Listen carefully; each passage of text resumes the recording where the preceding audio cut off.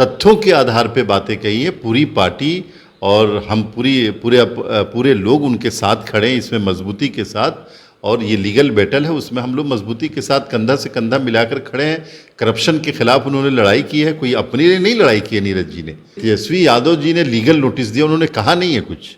अगर उनके अंदर कुव्वत होती, इस बात की शक्ति होती, तो आकर के मीडिया में जवाब देते। उन्होंने लीगल नोटिस दिया है।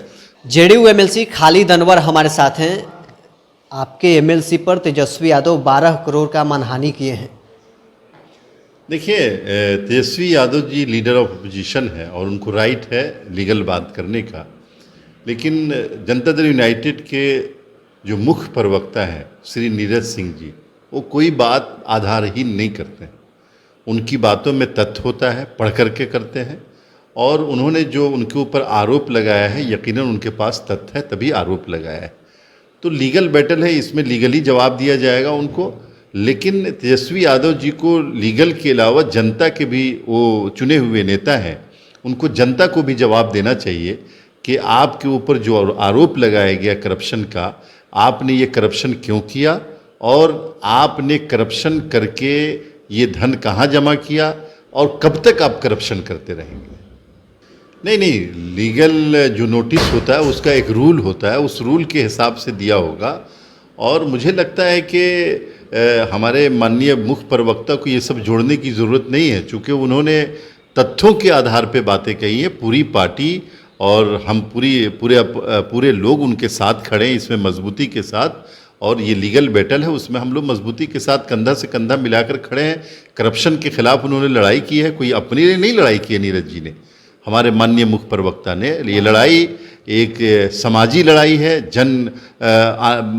लोगों की लड़ाई है, और इस लड़ाई में पूरा प्रदेश उनके साथ खड़ा है। करप्शन के खिलाफ उन्होंने बयान दिया है और इसमें हम सब मजबूती के साथ उनके साथ। तेजस्वी यादव की इमेज को खराब करने के लिए आप लोग इस आरोप लगा रहे हैं, तेजस्वी यादव कह रहे हैं। नहीं, तेजस्वी यादव जी ने लीगल नोटिस दिया, उन्होंने कहा नहीं है कुछ। अगर उनके अंदर कुव्वत होती, इस बात की शक्ति होती, तो आकर के मीडिया में जवाब देते। उन्होंने लीगल नोटिस दिया है, तो लीगल नोटिस का जवाब लीगल नोटिस है और उनको लीगली उनको समझाया जाएगा। हिना साहब और ओसामा आज आरजेडी ज्वाइन किए हैं, उपचुनाव में क्या फ़र्क इसका पड़ेगा? नहीं, मुझे हैरत है कि हिना साहब और शहाबुद्दीन साहब के बेटा ओसामा को ज्वाइन करना पड़ रहा है। ये तो पार्टी ही उनकी थी। शहाबुद्दीन साहब ने ही पार्टी की बुनियाद डाली थी। जब राष्ट्रीय जनता दल की बुनियाद डाली गई तो उसके फाउंडर मेंबर में थे। कैसे तेजस्वी यादव जी ने निकाल दिया और कैसे तेजस्वी यादव जी ने उस फैमिली को अलग कर दिया, किन कारणों से किया, क्या वो कारण ख़त्म हो गए हैं कि उनको लौटना पड़ा? और शहाबुद्दीन साहब की फैमिली ने अपनी इतनी बेइज्जती के बाद कैसे ये कबूल किया कि फिर उसी दर पे जाएं, उसी दरवाजे पे जाएं जिस दरवाजे ने, जिन लोगों ने शहाबुद्दीन साहब की इतनी तौहीन की और उनको पूछने तक नहीं गए, उनकी खबर तक नहीं ली। ये क्या कारण है, ये तो शहाबुद्दीन साहब की फैमिली बताएगी। लेकिन बिहार की जनता ये जानना चाहती है कि जिस पार्टी को शहाबुद्दीन साहब ने, जिस पार्टी की बुनियाद डाली थी, उस पार्टी से क्यों कर आपको निकाला गया? क्यों तेजस्वी यादव और उनके ख़ानदान ने आपकी बेइज्जती की? क्यों आपको टिकट नहीं दिया? और क्यों इतनी बेइज्जती के बाद दोबारा आप लौट करके गए? जवाब देना पड़ेगा उनको। चुनाव में 4 सीटों पर क्या इसका फर्क पड़ेगा?